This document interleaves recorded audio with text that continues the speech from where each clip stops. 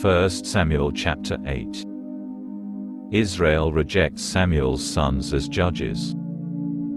When Shemuel grew old, he appointed his sons as judges over Israel. His firstborn was named Yoel, while his second son was named Aviah. They were judges in Beersheba. However, his sons did not follow his way of life. They turned off it to pursue riches, so that they would take bribes to distort justice. All the leaders of Israel gathered themselves together, approached Shemuel in Ramah, and said to him, "Look, you have grown old, and your sons are not following your ways.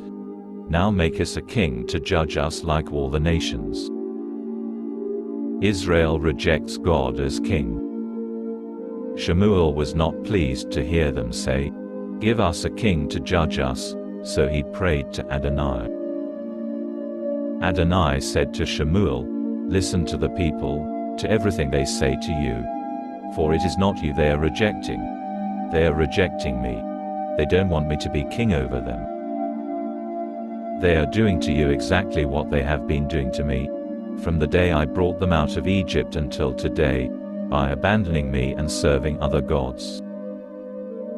So do what they say, but give them a sober warning, telling them what kinds of rulings their king will make." Samuel warns Israel.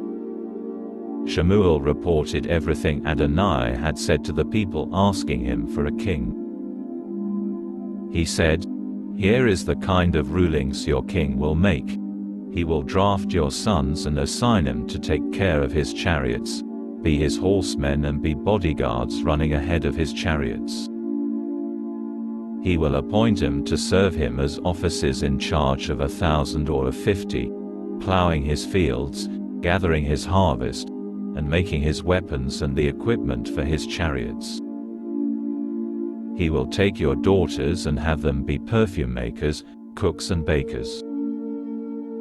He will expropriate your fields, vineyards and olive groves, the very best of them, and hand them over to his servants.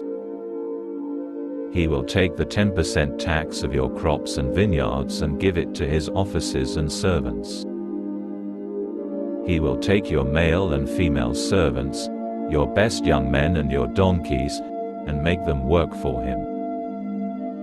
He will take the 10% tax of your flocks, and you will become his servants. When that happens, you will cry out on account of your king, whom you yourselves chose. But when that happens, Adonai will not answer you." However, the people refused to listen to what Shemuel told them, and they said, "No, we want a king over us, so that we can be like all the nations, with our king to judge us, lead us and fight our battles." Shemuel heard everything the people said and repeated them for Adonai to hear. Adonai said to Shemuel, "Do what they ask, and set up a king for them." So Shemuel told the men of Israel, "Each of you, return to his city."